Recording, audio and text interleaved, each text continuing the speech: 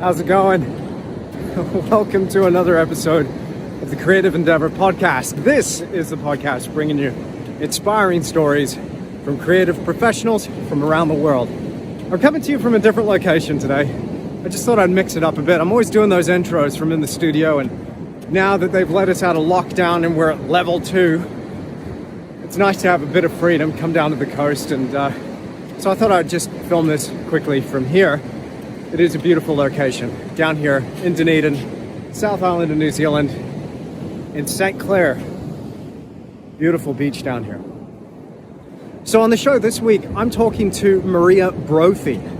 If you don't know who Maria is, well, you should find out quick, because if you're an artist and you want to make it in the art business, she's brought out one of the best books on the subject called Art, Money, Success.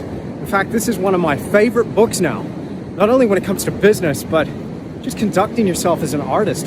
There's all sorts of useful strategies in that book. Now, I wanted to have Maria on because I wanted to talk to her about more than just the book, but I also wanted to talk to her about how she's doing over there in San Clemente, California, and what her and her husband, you see, she has a marketing background, but she's married to a fantastic surf artist, Drew Brophy. She's been instrumental in helping propel his career. Very talented guy as well. So I wanted to talk to her how she was going with the lockdown, how all of this was, treating them, and what are some of her strategies that she had for artists out there who find themselves in a very different world now, post-COVID-19 and post-lockdown. What are some of those strategies that we can employ now to prepare ourselves for this new economic paradigm that we're all going to find ourselves in? This was a fantastic conversation. I got a heck of a lot out of it, and I hope you will too. So without further ado, here's Maria Brophy in the Creative Endeavour.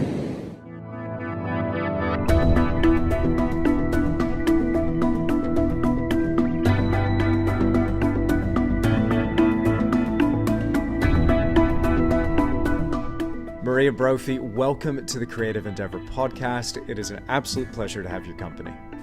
Thank you, Andrew. I am stoked to be here. Awesome. Well, look, I want to dive deep into the book that you've written, Art, Money, Success. It is awesome. It is one of my favorites. I've got it as an audio version on Audible. I love listening to it. And you know what? I've got to just say, yeah, there it is. I got to just say, it's awesome when the author is reading their work. There's something about that. It has much more authenticity. It just comes through. Again, so that book is becoming one of my favorites.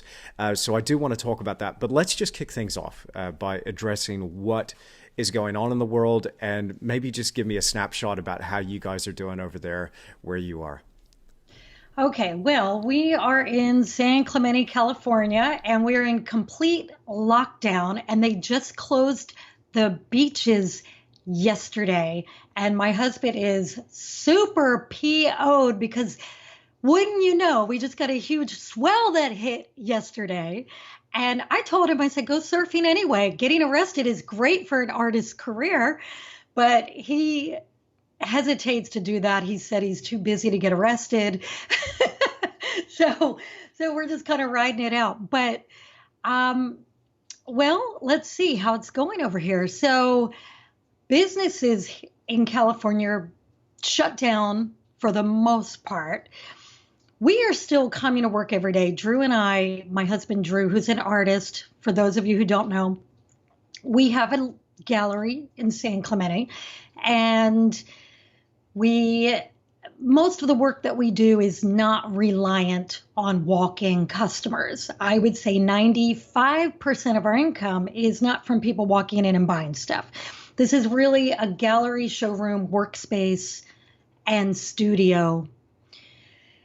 And we live about a block away. So we're still coming to work every day, and we're still keeping busy. But I have to say that things are very different compared to a month ago.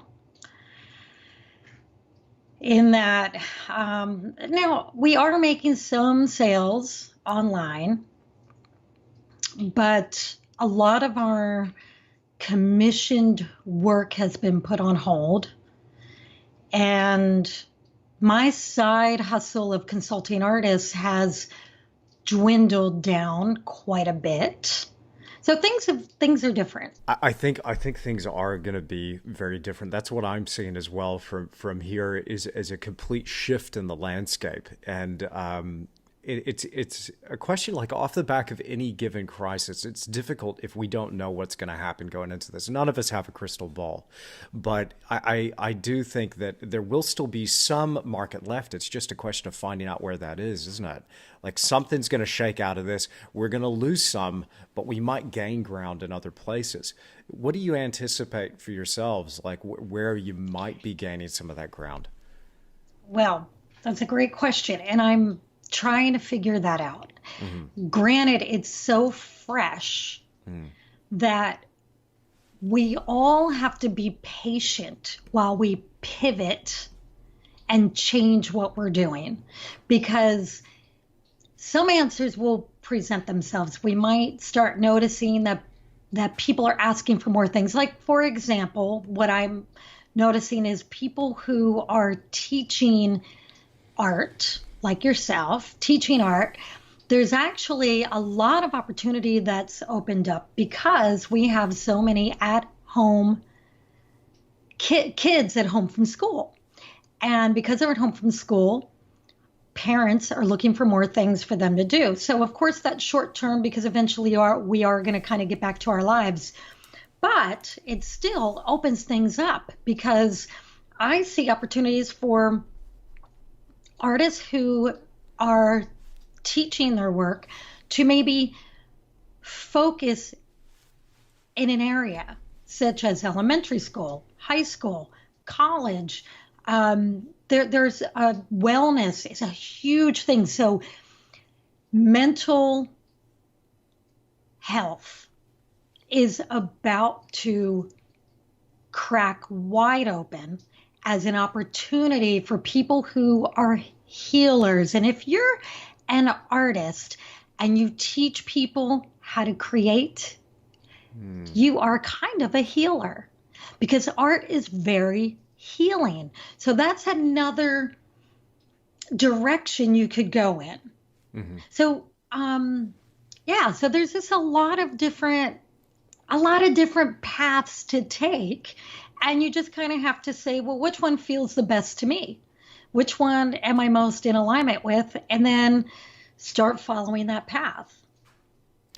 It's interesting. Yeah. Anytime, just talking about the market space, it's a very interesting point, and I want to circle back to that. When we look at the marketplace in terms of original art sales, right? Anytime you have a blip in the market or some sort of fluctuation in that market, people get really nervous. And if you're selling luxury cars, jewelry, and artwork, those any one of those industries, you're going to suffer some sort of calamity. But I find that this digital space is a very interesting way to kind of buffer some of that and level out some of this fluctuation. But let me ask you, do you think that there's any segment of the original sales, the original art sales market that might still be around? And if so, maybe still a segment of that market that would still be thriving? And when I say this, like, I want to be clear here for people listening that I'm not just talking about a disease as a pandemic. What I'm talking about and focusing on as an artist and also as a businessman is we're going to suffer some sort of economic fallout off the back of this. You can't just shut down the global economy without there being repercussions. So we need to see the writing on the wall, basically, and try and anticipate what's going to happen. So I guess my question there is, if you're holding on to the original sales side of things, where could you put your focus and energy to ensure you might still have a business? Well, I think that there's always going to be a place for original art sales. But without a doubt, any item that you sell that is not absolutely necessary does take a hit during a major economic downslide. But there's always, look, no matter how bad things are, even in the Great Depression, there were wealthy people on earth. And those wealthy people appreciate beautiful things. And there's always going to be a need for decorating the walls of hospitals and hotels and wellness centers and things like that. And so if you can tap into the market where people have money, that's great. Not everybody can tap into that market because um, it depends on, there's certain types of art, there's certain things you have to do to tap into that market. And that's a whole nother discussion. But that is one thing you can do. I think that there are opportunities to sell art. Maybe, okay. So there's a lot of artists right now that are doing really, really well. One is a friend of mine. She's out of San Clemente, California. She's in the same town I'm in. She only sold her art through a gallery, and it fully supported her. And she told me a few weeks ago, she said, look, when this happened, my gallery shut down because all the galleries in Laguna Beach shut down. She said, so I had to start painting smaller items, lower priced items, and selling them on Instagram, just posting them on Instagram every day. And she said, and it's amazing. Everything she puts out there is selling because she had a lot of fans that were used to her having bigger pieces of art at higher price points. And a lot of those fans maybe necessarily wasn't able to buy at a higher price point.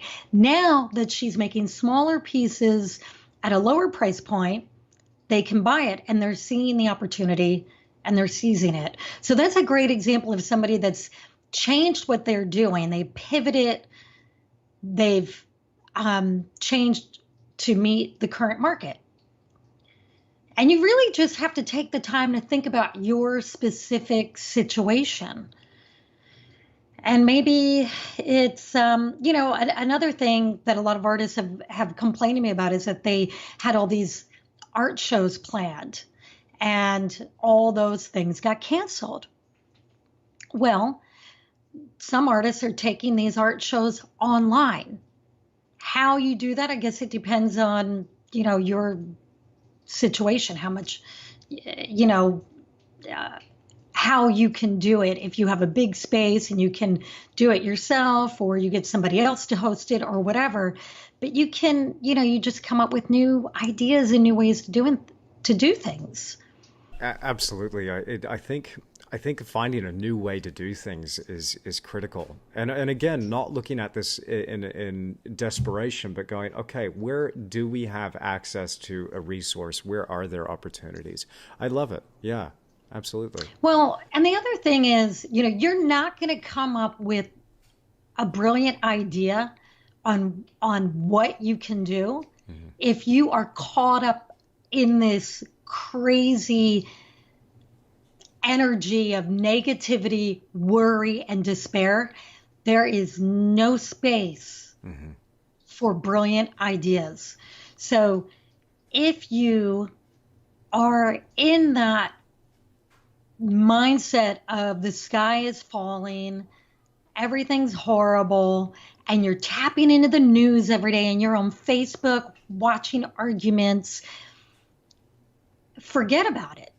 You are not going to be able to change what you're doing because you will not come up with good ideas. So if you're in that space, you have to get out of it. And that's your work. I'm personally, I'm struggling with that, Maria, to be honest. And I'll tell you why. I as much as I tell people who listen to this podcast, I'm a massive hypocrite here. I tell people, hey, turn off the dang news. I am just voracious with my consumption of alternative media. So I'll be listening to the Richie Allen show like nonstop. I catch up on every episode. I love that guy. I think he has some amazing guests on his show. And I listen to that, and then I start going, huh. And I start thinking about, I start going down my conspiracy theory rabbit hole. And so part of me wants to be informed about what's going on in the world, what's really going on in the world, Maria, not just what the news is telling you, right? But part of me wants to be informed, but the other part is kind of going, well, now I'm in a terrible mood. I don't want to paint. I don't want to draw. I don't want to talk to anyone. All I want to do is go and hide under the bed. Okay, so let me ask you a question. Sure. All right. You might have to close your eyes to answer this question. Okay, here we go. When you get that feeling, where is it in your body? Oh, this old chestnut. Okay. Okay, I'll tell you exactly where it is. Solar plexus. Right in the stomach. Yeah. It's kind of like this feeling like you've just been gut punched, like, ugh. You know what I mean? Because you have. But then I also get a headache. I get a migraine. Yesterday, oh man, I had a doozy. All right, another question for you. Sure. What time of the day do you first begin to consume this information, this alternative or news or whatever the information is? What time of day is the first moment that you start to consume it? Oh, first thing. I get down to the studio. I download the podcast. First thing, man. Yeah. So, look, here's the thing. If you want to get control of yourself so that you can create, you already know what I'm going to say. Yeah, I don't like this. You can be informed. Do not get informed before 10 a.m. Okay. Now, this is hard to do. It's a good rule. It takes an enormous amount of self-discipline. Mm-hmm.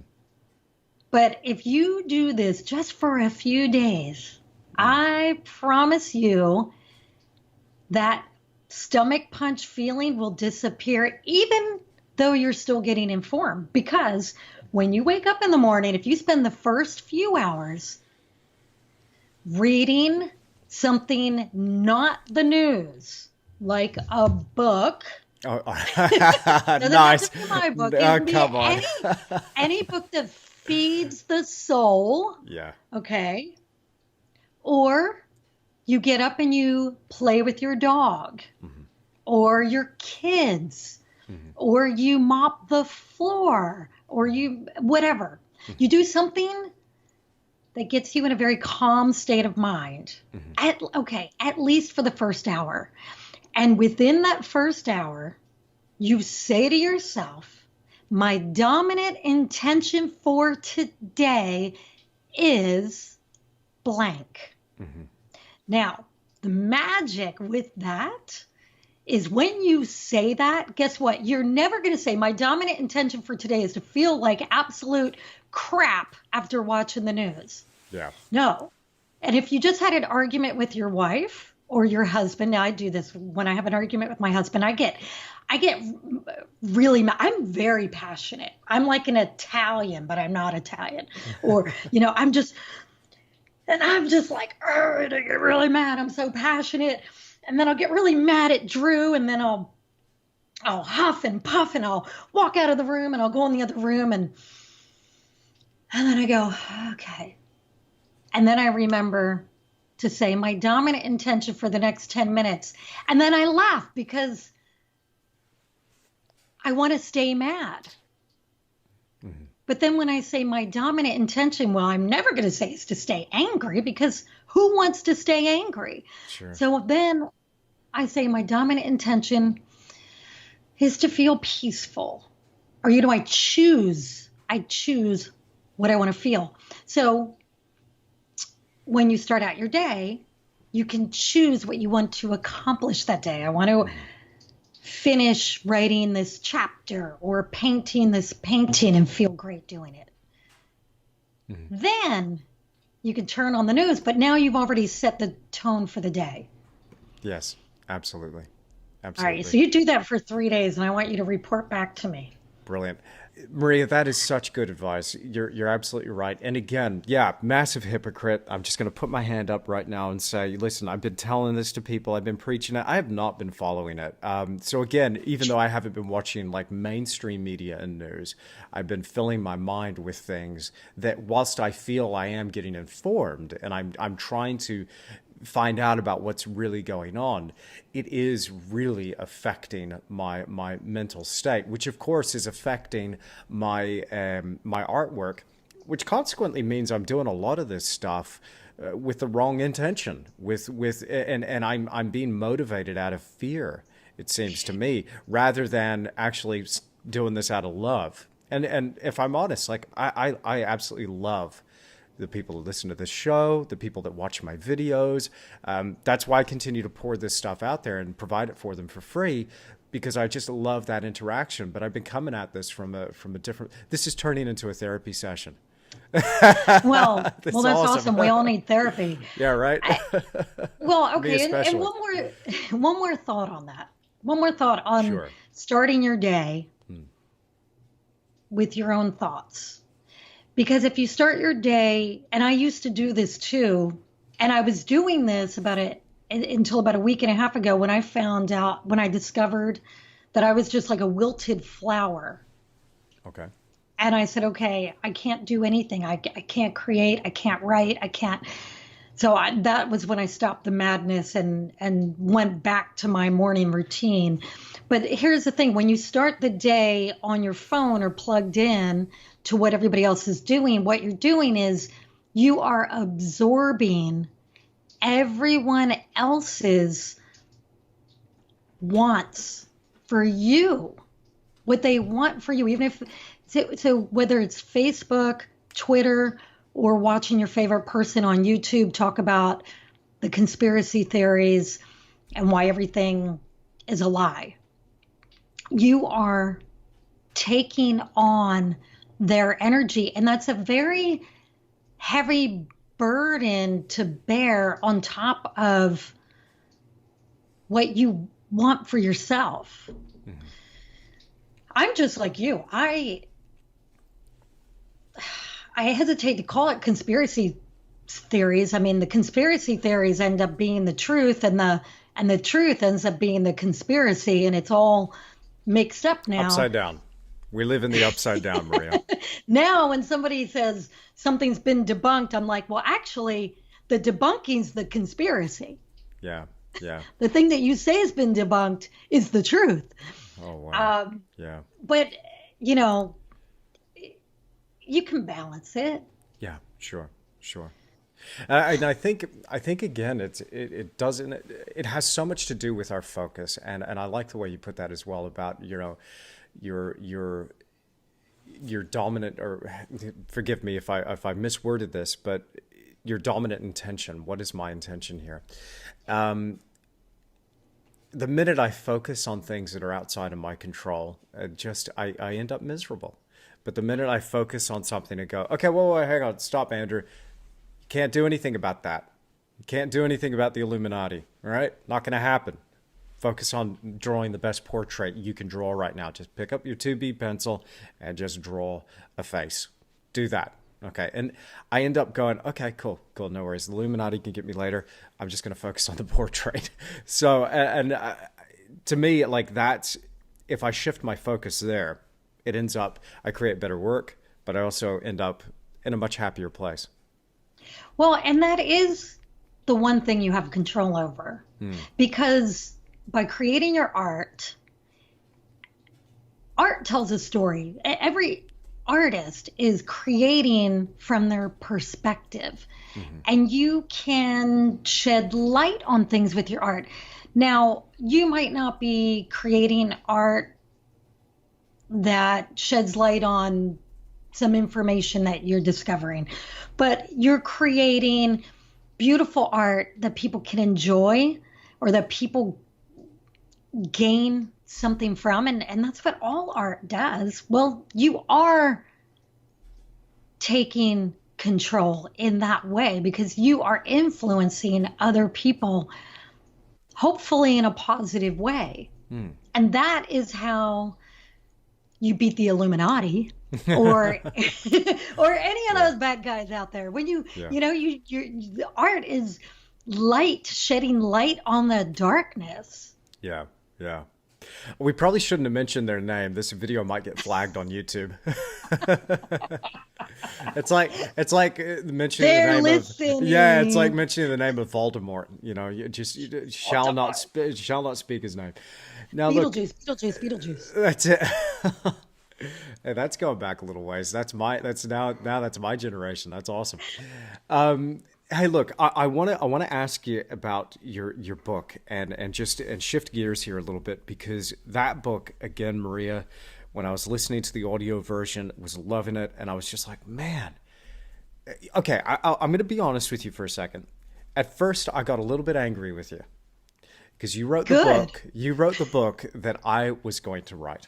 I wanted to write that book. Only here you've already gotten there, and it's better than what I could have done. Way better. I'm like, man, I got nothing. So it kind of shelved my idea, and I'm just, instead of writing this thing, I'm just going to direct people to this thing and say, you got to get yourself a copy of Art, Money, Success, which is awesome. And again, I will say, you didn't ask to be on this podcast. I reached out to you. You didn't pay me to say that. There's nothing going on here. I'm just coming to you like a fanboy here, right? So I want people to really understand that. There's so much tangible, actionable stuff in that book. And I was even, I thought, okay, again, it's going to sound arrogant, but I thought I knew a bunch because I was a professional artist. I had success as a professional artist. I was working on big commissions. I had sellout shows. I was doing all this stuff. But it was so beneficial for me to go back and just learn some, again, hear the basics again, but then go over all the things that I'd missed, that I totally missed. There's all kinds of things I want to ask you about your book, but maybe we can start here. What would you say when you look at artists working today? What would you say is the number one thing, or maybe a handful of things, that you think people are missing when it comes to monetizing their art business, to actually making it as an artist? The simplest little things. Sending an email out without a link to your website. You just missed out on a sale. Not allowing people to order things off of your website. You just missed on a sale. Not telling people when you posted something on Instagram that it's available to purchase and how they can buy it. You missed a sale. It's the tiny, tiny things that people are not doing every day. And I'll tell you, just yesterday, an artist that I have consulted in the past, I love her art. She creates these little Buddha, like little Buddha houses. They're like 10 inches long, and you can hang them on your wall. And I have a thing for Buddha. And I've told her many times, you need to make it clear to people how they can buy it. And I hadn't heard from her in a long time, and I forgot about her because it's been so long. And she sent an email to me the other day and said, hey, here's a YouTube video. I thought you'd really like it. And I thought, oh, I remember this lady's art. I love it. And I'm looking in her email for a link to her website. I had to go out of my way to find her website. I found it. I chose something on it that I wanted. You can't buy anything off her website. So I emailed her and said, I want to buy this. How much is it? How can I get it? I still haven't heard back from her. So it's the little things. Like, here I am trying to buy something, and she's making it impossible for me. It's just the little things, the little things. And again, when I hear that, I feel like I've really dropped the ball in a lot of ways. Because what I've shifted my focus in recent years to the online digital realm, and I'm, chipping away at that thing, and that it is working, but I've kind of let the originals painting side fall by the wayside, so to speak. And I personally have wanted to pick that up. And just as you were saying that, and then I was like, man, yeah, of course, I've really dropped the ball. So I think, but I mean, look, we're looking at today's, situation, and now more than ever, that little thing, just making a sale versus not making a sale, that would probably make all the difference in the world to somebody. Yeah. Well, and here's the other thing that people miss is that making a sale to one person is a wonderful thing. But if you can think a little bigger, if you can, let's say if you can think of ways to make more sales to one customer. So that means looking for a bigger customer. So let's say you live in a town and you know that there's a new corporate office building going up. You notice it because you drive by it. Well, you should be thinking, I bet they need art on their walls. And I bet nobody's approached them on it. So now you want to find out who's going in that building, and you want to start making phone calls, and you want to find out if you can sell them art for their walls. It's a simple thing. It's not that hard to do. You just make a phone call. Don't get attached to the outcome. If they're not interested, it's no big deal. But if they are, you might have just sold 20 pieces of art. Okay, Maria, I'm going to level with you here. I'm afraid to make the call. Okay, so what do? I'm fearful. Okay. I'm afraid of rejection. I know that I'll probably get shot down 9 times out of 10. How do I still get the gumption to pick up the phone and just start dialing? Okay, so it starts with what you're thinking. Okay, so you got to work on your mind. Spend 5 minutes. This is like preparing your canvas, right? You're going to prep your canvas, whatever that means, depending on what kind of medium you use.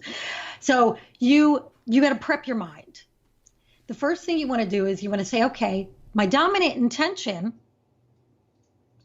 is to provide a solution if they need one. My dominant intention is to help if they need help.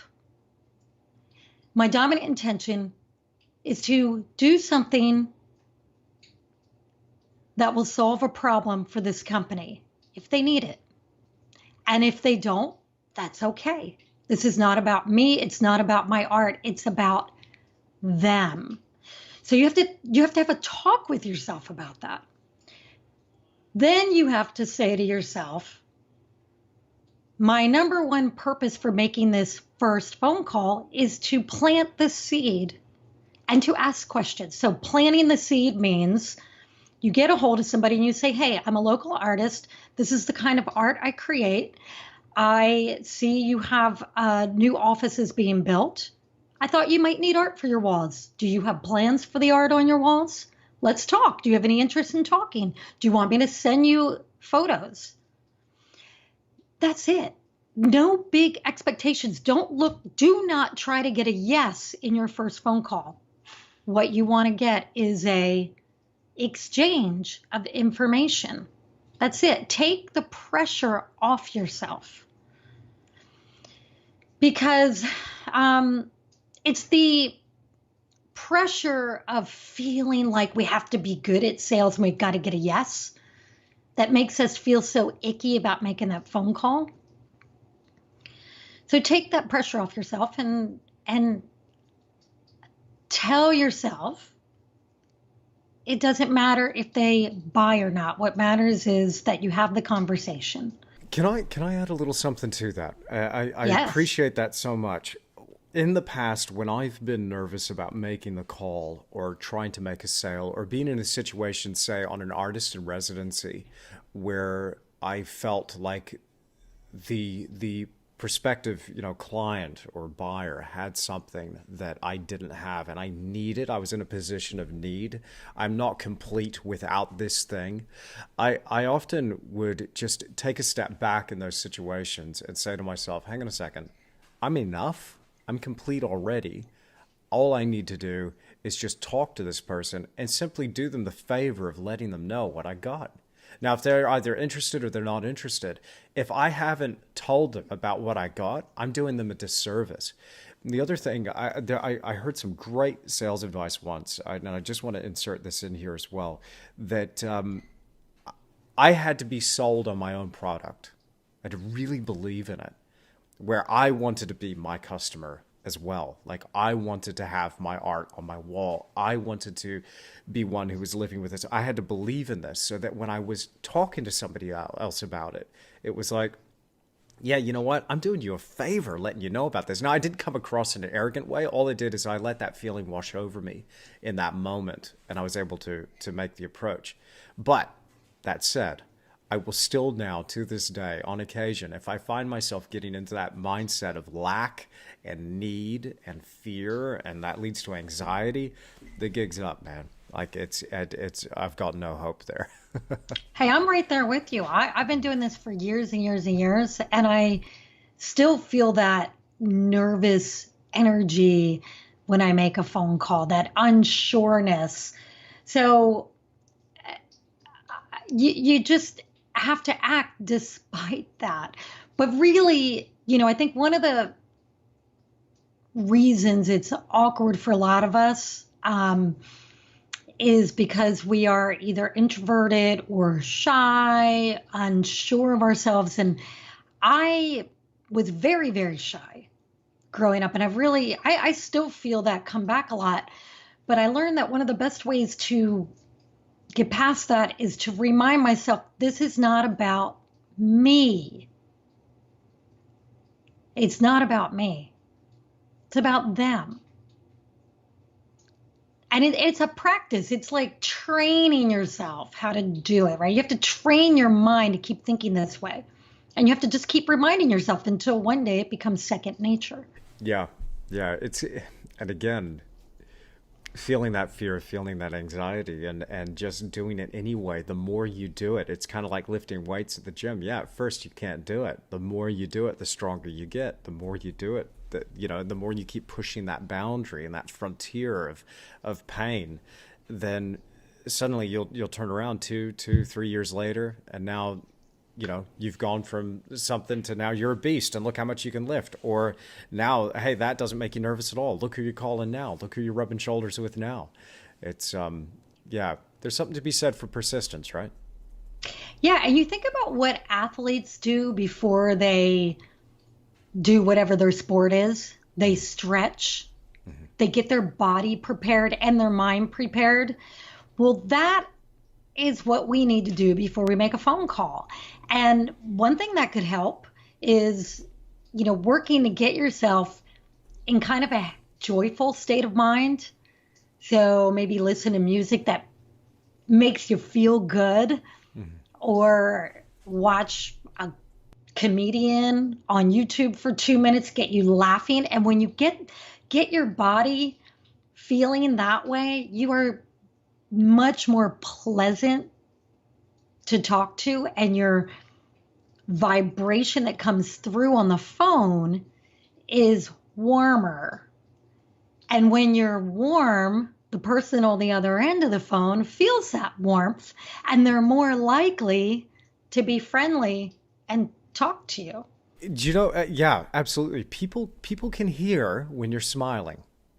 Yeah. I think, they can hear. If you try it and just practice this with a friend, just contort your face and as you're calling them and just go, hey, Sally. It's like, oh, what's up with you? Nothing. You can hear, people's facial expressions. You can hear that inflection as well that they're putting on their language. Yeah, I dig it, Maria. Absolutely. I think it's vitally important. Absolutely. So, people. Again, I almost hear this thing, and I'm maybe hallucinating a little bit. I can hear people who are listening to this going, okay, guys, this is all well and good. But again, in the face of what's going on now, does all of this stuff really matter? I think, and I want to get your take on this, I think the people that are going to be left standing at the end of this are the people who go back to the basics and actually make those personal approaches, go back to this stuff that has been forgotten about, overlooked, disregarded for whatever reason. We're always looking for the next new thing or the next big kill, but the people who focus just on the basics and build on a solid foundation, I think those are the people that are going to be left standing. Absolutely right. So when, focusing on selling art, original art, if you were only going to do one thing, the only thing that makes the biggest difference for your lifetime career as an artist is personal relationship building. Building those personal relationships. That's why I don't like selling art through galleries, because most galleries won't let you know who bought your art, so you can't develop that relationship. But that personal relationship is crucial. That's why I'm a huge proponent of doing live art shows, because that's a great way to build relationships with people one-on-one. If people like you, they're going to like your art. And if somebody buys from you today, let's say they might not want to buy, they might not need anything from you for a couple years, but if you maintain that personal relationship, they're going to refer you to other people. They're going to bring people to your art shows, and they will buy from you. They will be lifetime customers. So that's the thing that I think a lot of people miss. Like it's so easy to hide behind the computer and the phone and post pictures on Instagram. And that has its place, but you don't have control over the algorithms. So we always end up having to go back to the basics. Yeah, absolutely. And I may have mentioned this in a previous episode. I won't mention this guy's name, but it's kind of off the art track a little bit. There's a guy who lives in my town who's a business mogul, and I've got the utmost respect for him. He's a really switched on guy, and he's one of the biggest employers in the nearby city in terms of the business that he owns and runs. And the first hit to his business was China shut down all manufacturing, all ports, all everything. So he's no longer getting product in. So that kind of two-way street back and forth between his company based here in New Zealand and China shut down, and literally happened immediately. This guy at that moment said, hey, look, okay, I can't do anything about that. What am I going to do? I'm going to pick up the call. I'm going to call Larry. I'm going to call Barry. I'm going to call Sally. I'm going to call these people, and I'm going to say, hey, look, we're still around. We're still in business. That order, whatever. Here, let's work something else out. Let's figure another way around. And so now he's suddenly pivoting, but he's picked up the phone and personally calling people. I think somebody like that will end up coming back to, finding they still have a company or still have a business at the end of this thing. Again, will it look different? Yeah, probably. But I think the point here is again, ensuring that you have something. I guess. That's a great story about your local businessman pivoting it. It makes me think of what happened in 2008. So in 2008, when the economy crashed, and that was pretty much the world economy,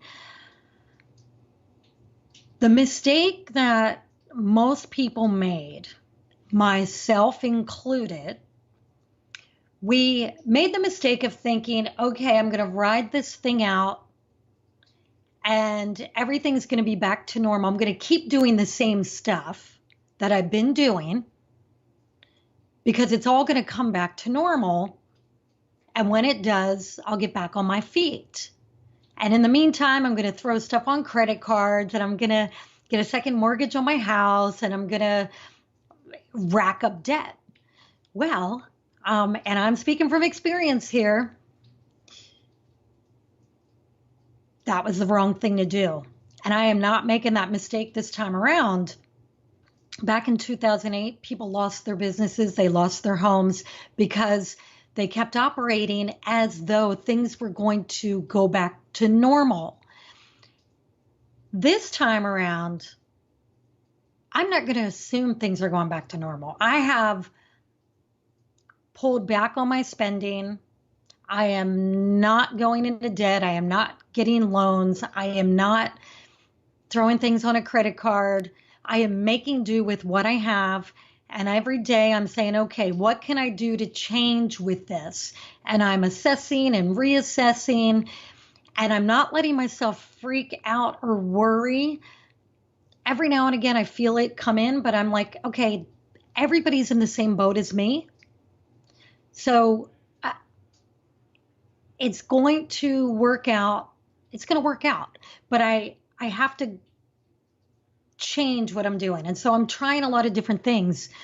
Going back to 2008, my sister owned a business. Her and her husband owned a business, and they had 6 children. And the classic thing that a lot of Americans did that had small businesses, they didn't want to let their employees go. So what they did was so my sister got a second and third mortgage on her home so that she could keep paying her employees, even though there wasn't much work for them to do. Because she kept thinking, okay, in 6 months, everything's going to be okay. Well, I'll tell you what ended up happening. She lost her home. So her husband, herself, and their children had nowhere to go. They lost their cars. Their cars got repossessed. They lost everything. Massive lesson. Now, the good news is, 6 or 7 years later, my sister started a new business. She's doing great. And this time around, I called her and I said, I called her a week ago, and she has 3 retail stores in Ocean City, Maryland, on the East Coast. And all 3 of them have to be closed. And one she just opened a week before all this happened. And I was so proud of her. I called her and I said, you must be freaking out right now. She said, you know what? She said, I'm not worried. She said, I've been through this before, and now I know I'm not going to make the same mistakes I made last time. And whatever happens, happens. And I'm keeping my self-positive. And she said, I'm just going to do what I can and make the best of it. So I think if we can learn not to make the mistakes that people made back in 2008. And the biggest lesson is change what you're doing, whatever that is. What's the answer to that? How do you change? I don't know. Just be flexible. Be like a tree bending in the wind. You were listening to the last episode. I was just saying that in the last episode, I think. Be like the tree that bends in the wind. Wasn't that a line from the Tao? Or it was in there somewhere. Yeah. Be like the tree, the young sapling that bends in the breeze. Don't be like the old tree, that is clinging to the rocks and is, because that's what breaks. If you're dry and brittle and you're firm and steadfast when the big wind comes, you perish. There's something to be said for that. I should have listened. My father told me, when he lost his business, he was pretty much down and out as a result of the late 80s crash. And he told me when the going was getting really good, like I was riding high 2006, 2007, even 2008 and 2009, because we were insulated in Western Australia. Like I was just going from strength to strength to strength, just kept going. I was like, man, this is a party. This is never going to end. And he was going, storm's coming, boy. Storm's coming. Start preparing. And now I think that this is going to make, I did learn my lesson previously, but now more than ever, this has really made a believer out of me. I think in general, I'm just going to say here that there are 2 things that I'm noticing with artists in general. One is an inability to change and adapt. And the other one is a general lack of financial savvy, just being able to handle things financially. We still seem to be carrying amongst us a general feeling that money and art don't go together. That's why I appreciated your book title. As soon as I saw it come up on Audible, I'm like, this book was written for me. Like, this is awesome. Art, money, success. Because most art books, if we were writing it from the current paradigm, would be something like, art, debt, and failure. Like those are the things that kind of go together, not art, money, and success. So I'm glad you brought the success part into it as well. Again, sorry, Maria, I'm all over the map here. Let me ask you a question. Okay, so let's say the landscape is changing. Everything around us is changing. What kind of encouragement can you give to people to go, yes, it's changing, embrace the change, let's do this, go for it? Because again, I guarantee those people that aren't going down the road and aren't rolling with the punches, they're the ones that are going to be washed away by this thing. The ones that can and adapt are still going to be here. That's a terribly worded question. Anyway, roll with it. Look, we've been asking for change, haven't we? Yeah. Haven't we all been asking for change? Every single person, if you're an artist listening to this, you have been asking for change. Change in government, change in the way money's handled, change in how humans relate to each other. Look, we've been asking for change. But guess what? Change does not come easy. Change can be a little painful. So who would have thought that all the change was just going to smack us in the head this hard?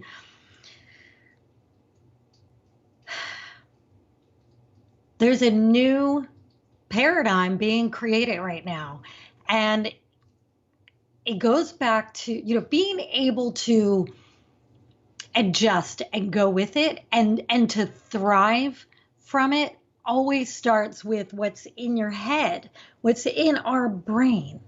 So we have to stop resisting what is. This thing is happening.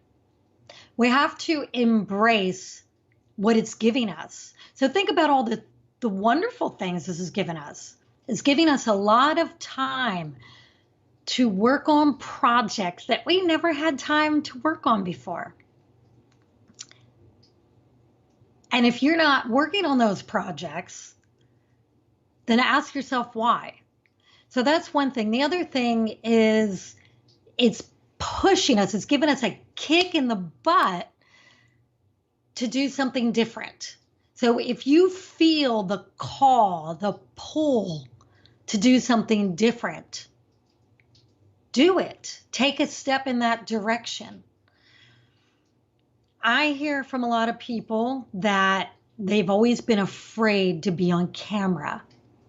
And now a lot of them are going on Instagram Live. And it's opening up like this whole new world for them. So what is that thing that you've been afraid to do where now you're kind of feeling a kick in the butt to do it? That is probably a big clue to what you need to do. Fantastic answer to a really terribly worded question. My apologies for that. I get comments on my YouTube videos. On the last podcast that I did, somebody was commenting, I just can't stand this social media business. It's just vacuous, empty mumbo jumbo. And there was this kind of this yearning from this person to have things be like the good old days. And I was thinking, dude, you're missing the point. You're missing the point. Like, okay, I don't like everything about Instagram. I don't like everything that's going into social media. I don't like the way the algorithms are geared to put things in front of us that keep us there. But as an artist, if you're aware of that, like, you can use this, absolutely. So why wouldn't you use it? Why wouldn't you use this to propel your brand, to get out there? And I really appreciate what you're saying about being on camera. If I had let that fear, and trust me, I feel that fear every time I step in front of the camera. I'm filming myself, I'm filming my demos, I'm thinking to myself, this is stupid, I don't know really what I'm doing. And again, this is the thought. It's just the fear. It's the crap that we tell ourselves. Like, I don't know how to talk to the camera. I don't know. Is this shirt dumb? This hat, that hat, no hat. Oh, wait, no, I better put the hat back on. Don't take yourself too seriously. If I let that get in the way, it would hold me back from all of this. And also that fear of the lack of knowledge. When I started, I just had to make the decision. Yeah, you know what? I don't know what I'm doing, but I'm going to do it anyway. And I'm going to learn.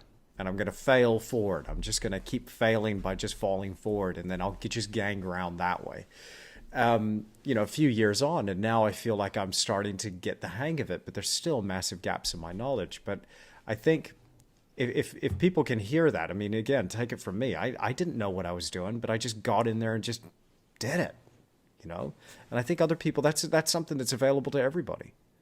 Where do you get your ideas to do things so you tend to be a little impulsive like me. You come up with an idea and you're like, I have no idea how I'm going to do this, but I'm just going to do it. Mm-hmm. Where physically are you usually when those ideas hit? I don't know. I don't know. If you were to guess. First thing that pops in your head. The shower. I knew, God, how did I know you were going to say that? I knew you were going to say that. Yeah. Okay.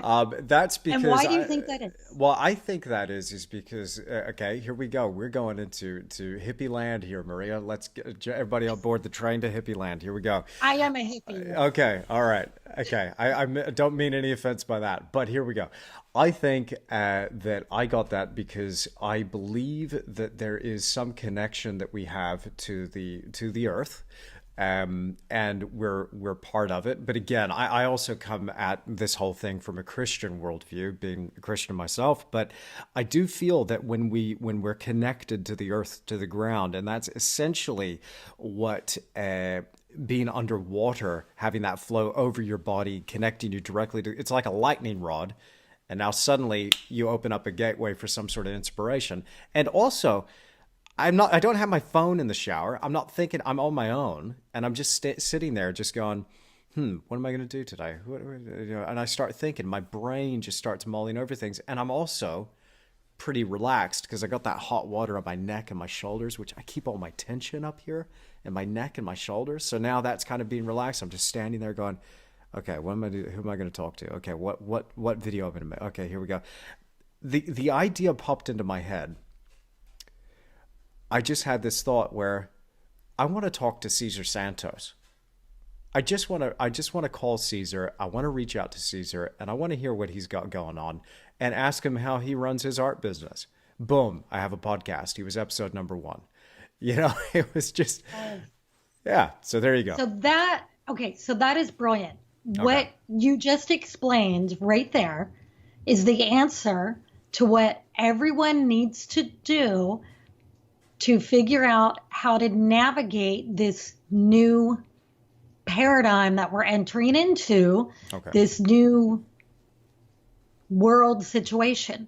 So number 1, you have to commune with nature.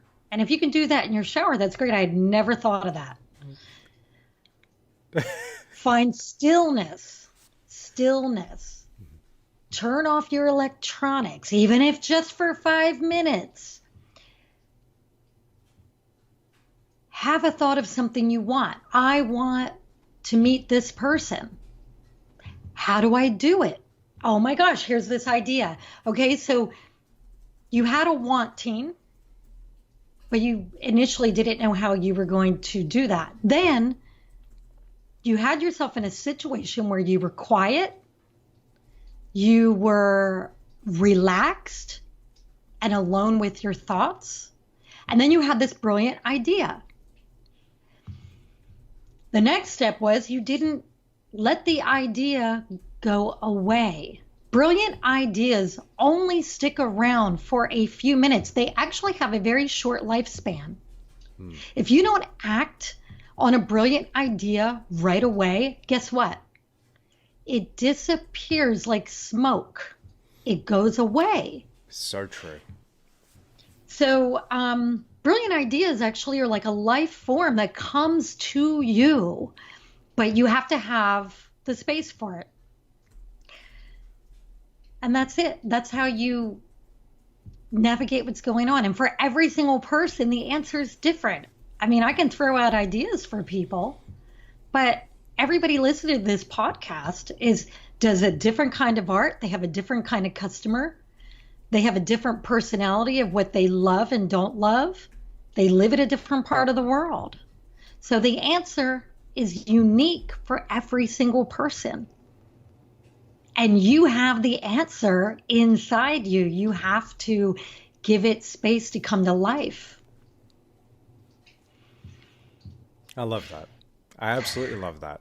Yeah. Yeah, because we're all unique and no space is wasted here amongst us. And it's about tapping into that authenticity, I think. I heard this in a few different places, but the place where it really comes to mind was a chap named Brendan Bouchard, who wrote a fantastic book. The title of the book escapes me at the moment, but he something like something success habits. But anyway, brilliant book. Something performance habits, high performance habits? High performance habits. Beautiful. I have that book. Okay. I got the audio version as well. And so I was listening to his book. And one of the things that Brendan says is you never leave the sight of setting a goal without doing something towards its attainment. And so if you have a goal, and I look at those, those brilliant ideas and those little things, as you're saying, it's brilliant. It's like a life form. It's more fleeting than a firefly. It's like a spark that raises off a flame, and it just pops into existence and then it's gone. And it's like, yeah, you've got to catch that thing, and don't hold on to it. Catch it and then act on it. It's like, so for me, if I set a goal or something that I want to achieve within my art business, I will schedule it. I'll say, okay, well, who am I going to call? Bam. There we go. Let's schedule this. Okay, me talking to you right now is an example of that. Going, I'm loving this book. I want to talk to her, get her on the podcast. Okay, let's schedule it. So I reach out to you on Instagram Messenger. But that's the case with everything that I've kind of been doing. Is that, and again, the reason why a lot of the things. Here, there's a cricket expression, lifting your bat and letting it go through to the keeper. Like the opportunities that you miss, the opportunities that you let just kind of go. Those opportunities that I missed out on, there was no action behind them, but they could have turned out to be awesome. So it's a question of just catching everything. Never leave the sight of setting a goal without doing something towards its attainment. Brilliant. Yeah. Wish I could take credit for that one. I can't. It's just awesome. So Maria, let's just let me squeeze in a couple more questions here, and I just want to be respectful of your time. I've really appreciated this chat. I've had an awesome time getting to know you better here. Let me ask you about the money side of things, about the financial side of things, because my favorite thing to talk about. Oh, I shouldn't have saved this to the end. Okay, well, we can riff on this for a little while. I feel, again, just going back a little ways, I feel like artists are not only notoriously flaky, we're terrible with money. What are some of the things that you could suggest that would help us turn this around? Help us clean up our act here, Maria. Well, first of all, you have to set the intention to learn to be a better money manager, because everything that we do starts with the intention, right? And you have to be open to changing some of your bad habits. One bad habit is doing too many things that take up too much time that pay too little and don't have a bigger goal or a bigger purpose at the end of it. If you are a solopreneur, which most artists are, most artists don't have anyone helping them. So if you're on your own, you have to be very protective of your time. That is one thing that financially successful people put a super high priority on, is their time. And that means if a friend of a friend calls you and says, hey, I love your illustration work, and can you whip me out a quick logo? Well, we all know there's no such thing as a quick logo unless you want me to draw it and it looks like this. Now that's a quick logo. But if you want something good, it takes time, right? Or whatever. I mean, people, as an artist, people are always asking you for stuff. You have to protect yourself from people who don't understand that by asking you for free or cheap stuff or asking you for your time, they are literally harming you. So you have to protect yourself. Even with charitable things, charities are great. Doesn't mean you have to give your life away to them. Not unless you are living off of a trust fund, right? And then it doesn't matter. But if you have to support yourself, you have to limit what you do for charities. And maybe that's, you do 3 things a year and that's it. You have to limit it. The other thing is, don't go into debt for a project. So let's say you get a great opportunity, right? You get this great opportunity. It's like this dream client and they're commissioning you to do something. Well, always get money up front. Now, I know professional artists, you probably get money up front, right? Yeah. But a lot of artists don't. A lot of artists will start a project without a deposit up front. And that can harm you because cash flow is required to keep your business healthy. And as an artist, you are a business owner. And if you want to stay in business, you have to keep your business healthy. So a healthy business has cash flow and it has a profit. You make more money than you spend. I mean, these are kind of basic things, but a lot of people miss those things. Totally miss those things. No, listen, it does sound quite elementary, but it is so vitally important. We totally overlook these things. And it's at our detriment. We end up and I've seen people that, and myself included, just by not focusing on just the basics, I lost my business. I could have probably weathered that storm if I had done things slightly differently. Shoulda, coulda, woulda, I guess. Yeah, and look, if you're creating art, so one problem that a lot of artists have is it takes them a really long time to create a work of art. And they can't seem to charge enough to cover that time. So if this is you, then my advice is save those masterpieces for your pet projects.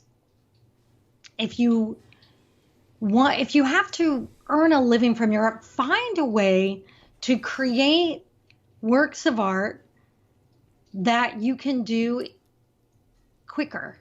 So I'll give you an example of an artist that I helped figure this out. Okay, this artist, she creates these beautiful collages, but they were taking her so long to create. And she had figured out a sweet spot as far as pricing, that she could sell these things all day long if she kept them at this, I'll just say $1,000. I don't remember the exact amount. Let's just say it was $1,000. But they were taking her so long to create that really she needed to sell them for about $2,500. But there wasn't a market for that. Her market wasn't able to spend that kind of money. So we said, all right, what if you could cut your time in half? And she said, oh, I can't do that. And I said, I think you can. I think you can. And it might take you a while to figure it out. So we talked about it, and she decided to choose a theme. Now, each one's individual, but to choose a theme that she would duplicate 5 times. And by the time she got to the 3rd or 4th one, she had such a process that she had figured out how to cut her time in half. So that's what she started doing. So she did. I mean, she put in hours figuring out how to cut back on her time, and she figured it out. And so now she's actually, the bottom line, her profit based on her amount of time is much greater than it was. And she's still able to sell her art through that market. So it's really what you focus on is what you get. And you just have to figure out ways to make more money in less time. What do we do with the money when we get it? Okay, what do you do with the money when you get it? Well, let's see how, if I can come up with a simple answer. All right, number one, I had to train myself on this. You don't spend it all first. Don't spend all that money. Sure. Don't take your bank account back to zero. Don't pay all your bills first, okay? Pay yourself first. Pay your taxes next. And of course, if your taxes aren't due, have a bank account for your taxes. Have a separate account that you don't touch.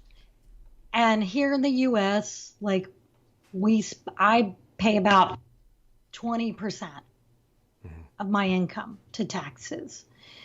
And that's approximate, changes from year to year depending on different things. But every month I put 20% of my gross in a separate bank account that I can't touch very easily. And I just send it there so I don't touch it. That way I'm not freaking out at tax time to pay my taxes. Okay. A wise thing to do is have another account where you put 10%, and that's like savings for emergency. And then the rest of your money can go to you and your bills. I mean, that's kind of a simplified way of doing it. I learned that from an author named Michael Michalowicz. The book is called Profit First. Profit First. I like that title. Okay. I'll look into that really book. Good book.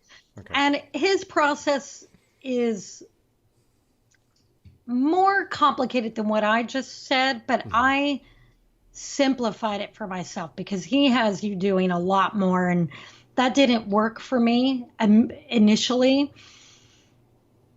But if you really, I highly recommend that book, and so many entrepreneurs recommend that book. It's been on the bestseller list for a long time. It seems, I just want to add something to this as well, if I may. My baseline as to where, like, my financial IQ would be somewhere just under zero. So despite all of this success and how well I was doing at any given time, I'd bring it down to where I felt emotionally I could handle my finances, which was always just caught behind a little bit, hungry for the next thing, the next sale, but it was always just at zero. And that kept me in a position where I was always hungry to make the next sale. I felt like I needed that. That was my edge. But when money would come in, it didn't matter what, I would just blow it. And I had no idea what it went on. I just pissed it away. And it was shocking, actually, the amount of money that slipped through my fingers. As I matured and became older and kind of a little bit wiser, I hope, I started to realize that I needed something to come in. And this idea of paying myself first really confused me, because I recognized that, but I have bills, and those bills they're a lot bigger and meaner than me. They are more important than me. It was literally going, no, in this scenario, in this little situation that I have set up, I am the goose that lays the golden eggs. If I pay my bills first, I'm going to end up just dying. I'm going to kill myself here and kill my business. Why would I do this? I need to keep myself going, honor myself first, and not be extravagant with it and go, I deserve $1 million. No, you pay yourself a portion. So for me, it was like just saving 10%. Just putting 10% in my savings account, then handle everything else. But with you, I'm with you now, like with the tax, because we're now handling this as we've got a company. I owe tax to the US and New Zealand, because when you're an expat and you're a citizen of two countries, like you have a liability in both countries. A lot of people don't know that, but we have to be tax compliant in the United States, tax compliant here in this country. Fortunately, the systems honor each other, and so where there's a difference, we have to make up the difference. I don't have to pay double. That's not the way it works. Thank goodness. But thank goodness. And again, I'm coming at this as well from a conspiratorial point of view because I believe taxation is theft.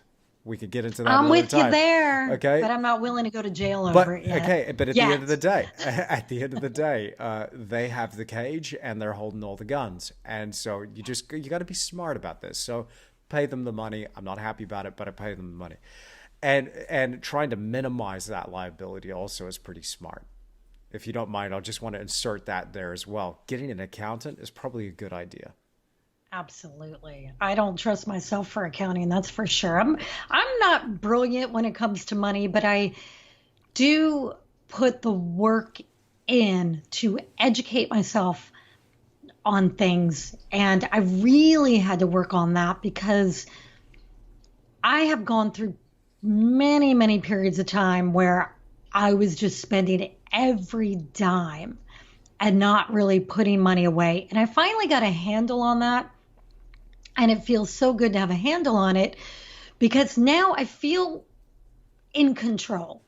I feel like I'm in control, even though, when you're in a creative business like we are, the money is up and it's down and it's up and it's down. And it's a constant roller coaster. You're high on life, flush with cash one day, and then you're desperate.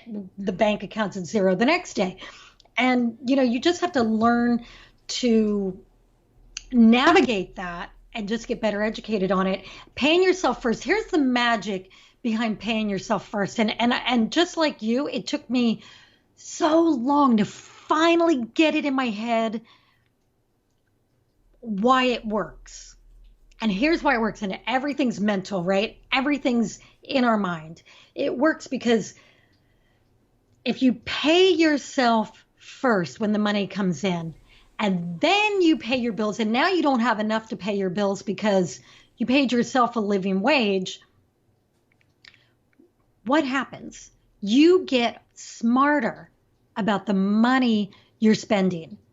You stop racking up bills that are not entirely necessary, and you get better at charging enough, at finding new ways to bring income in. You just become better at bringing money in a smart way and making wise choices on what you're sending the money out on. I've really got good at this the last few months, thanks to that book, Profit First, which I had read years ago. And I just reread it and I clamped down on myself even more. And and I work with my husband, and we have another works for us, a guy named David. And sometimes Drew and David would make these decisions that impacted us financially. And as CEO, I finally said, look, we're not spending money on this, or this anymore. Not until after we've paid ourselves and we look at where all the money's going. Mm-hmm. Because these things, as nice as they are to have, what's more necessary is that we keep the business healthy. Mm-hmm. So we've actually made improvements. Mm-hmm. And it's just a practice. And I feel like I'm getting better at it every day. I think Drew's going to probably need a bit of extra money when he gets fined for surfing outside of lockdown. Yeah, but just think of how famous he's going to get when he's locked up and he's in all the headline news. Holding a surfboard. Artist holding the surfboard. Yeah. That he painted. Yeah. Local artist goes to jail. It's got to happen. Look at how many artists get famous from going to jail. It's a good thing. Wow. Where did you grow up? I grew up in Texas. What part? Austin. Oh. You don't have that funny accent. I can put it on though, ma'am. There you go. Oh, I love that. Yeah, I grew up in Texas. My entire family's from the U.S. We moved to New Zealand when I was 6 years old. And then from there, when I was 10, we moved to Australia. And I grew up in Australia, lived there for 20 2 years I was in Perth, another 4 or 5 years kind of moving around with my wife. Once I met my wife in Perth in Western Australia. She's from Wellington, New Zealand. So we then decided 2.5 years ago that we would move over here to New Zealand. We love this place. It's an awesome country, beautiful scenery, amazing people.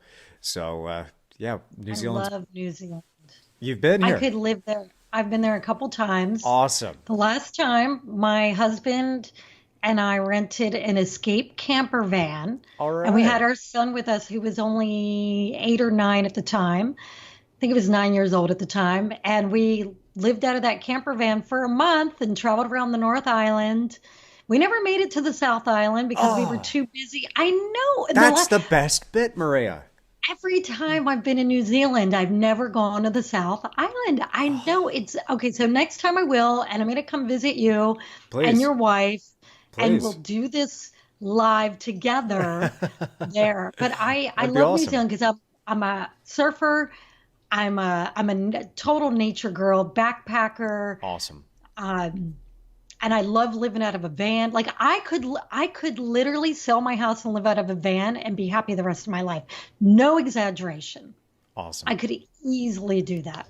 Awesome. And I might. If the whole world goes to shit, I'm just going to move into my van. There we go. There we And I'll go. be happy doing it. Yeah, yeah. There's a few people that are living that van life. Oh, I You have know. I have quite a few friends. As a matter of fact, one of my friends who's an artist and a surfer, he never got married, never had kids. He's in his 40s. He lives out of his van and moves, and he's on the beach every day, except now they shut the beaches down. Oh But wow. he's happy as can be. His Awesome. life is so simple. Yeah. Ah, that's so cool. That's so cool. And there's something to be said about simplicity. I find that now for myself, like we have a little house here in this town. And before I was thinking I wanted a mansion. Like I wanted all of these extravagant things. They were always outside of my reach. But when I was dreaming about how good life could be, now the things that I really appreciate in my life are the things that either don't cost a lot or things that money can't buy, like my connection with my wife, having a hot cup of coffee in the morning, chopping firewood, Oh like my God. Could literally we could chopping so wood, hang out. carrying water. Yeah, yeah, We yeah. could, okay, you are gonna love my husband when you meet him. I'm already a His fan. favorite thing to do is to chop wood. He's out there chopping wood all the time, and I mean, we live in Southern California, and he's always buying wood and chopping wood and starting fires in the backyard and the chimney. Even on a hot summer day, Awesome. he'll be like, "I'm gonna start a fire in the backyard. Let's eat dinner outside." And it could be like 85 degrees out. He's got the fire going because he loves it. That's so Yeah. good. There's something nice about having a fire. There's something really nice about it. Well, Maria, this has been a wonderful opportunity to get to know you better. I've really appreciated our time together today. Thank you so much for being on the Creative Endeavor podcast. Thank you. Thanks for having me. You are awesome to talk to. So much fun. Have me back anytime. I will. I certainly will. Thanks, Maria.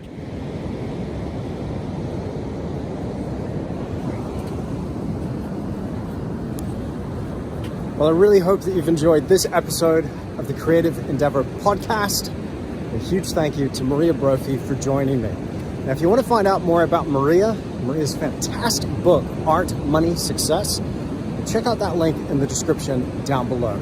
It really has become one of my favorite books on art business. And I've read a few, and this thing is full of tangible, actionable steps that you can apply right now to your art business. And hey, you know, trying to navigate your way through the current paradigm that we're in, it's going to help to have some strategies, trust me. So I'm sure you're going to find some solid gold in that book. Find it by clicking those links in the description down below. Now, as always, if you enjoyed this podcast, click that like button for me, leave me a comment down below, make sure you're subscribed to this channel, click the notification bell so you're notified when I upload another podcast or one of my YouTube painting tutorials. And I've got plenty more of those on the way very soon as well. As always, make sure you subscribe through the website at andrewtischler.com. It's absolutely free to do that. I've really enjoyed your company. Thank you so much for stopping by. I'm going to see you again very, very soon. So long.